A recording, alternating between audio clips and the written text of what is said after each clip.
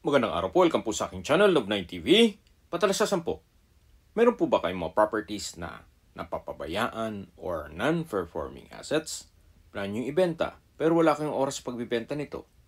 Kung ito'y pagkakatiwala nyo po sa amin, tawag lang po kayo sa aking numero, usap po tayo, gawin ko po ng video for free. Yes, libre po, wala po kayong babayaran. Tutulungan pa namin kayong mabenta ang inyong property. Kami na po bahala sa marketing, sa boosting or paid ads. Even sa tripping, hindi na po kayo mapapagod sa pag-entertain ng mga buyers. Kami na po bahala sa lahat. Tawag lang po kayo. Nandito po tayo ngayon sa Plantation Hills sa loob ng Tagaytay Highlands na may kabuang sukat ng lupa na 53 hectares. Ito po ay isang organic farm development na inaalaw lahat ng magiging residente dito ng organic farming. Then meron pong assistance from the expert sa organic farming. At meron pong 14 hectares na nature park at lagoon park na kung saan nadaanan natin kanina. Nandito na po tayo sa lupang binebenta kung saan meron po itong lot area na 1,046 square meters. At may frontage po ito na 20 meters more or less.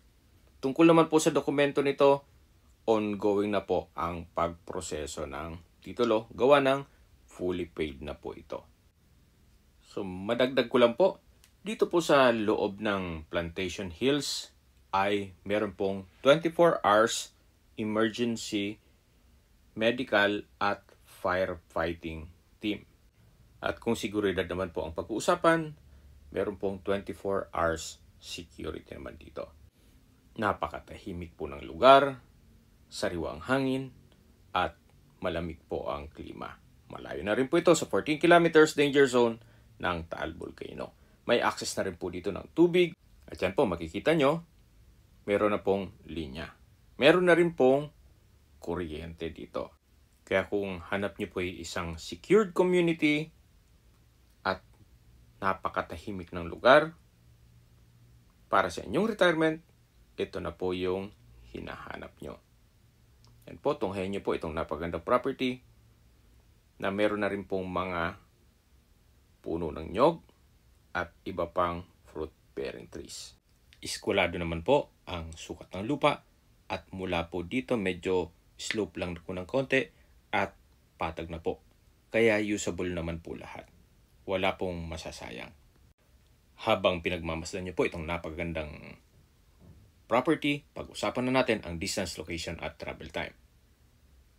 Ito pong Plantation Hills ay malapit lang po sa South Luzon Expressway. Hindi niya po kailangan umakyat pa ng Tagaytay. Then, pabiyahe pa po papunta dito. Meron pong daan sa Batino exit sa South Luzon Expressway na ang distance is 14.5 kilometers at ang travel time is 35 minutes. Mula naman po dito sa property papunta sa Picnic Grove, isa sa pasyalan sa Tagaytay, ang distance is 10.5 kilometers at ang travel time is 20 minutes. At mula naman po sa People's Park in the Sky sa Tagaytay, ang distance is 8.1 kilometers at ang travel time is 16 minutes. Mula naman po sa Tagaytay Rotonda, ang distance is 14.9 kilometers at ang travel time is 28 minutes. Sa Tagaytay Rotonda po ay kumpleto rin gaya ng malls, hotels, restaurants, banks, schools, church, at hospital. Yan po yung lagi kong binabanggit sa inyo na dapat yung i-consider sa paghanap ng property, yung meron pong malapit na hospital. Hindi ko naman po sinasabing sakitin kayo. Yan naman po ay for emergency purpose lang naman.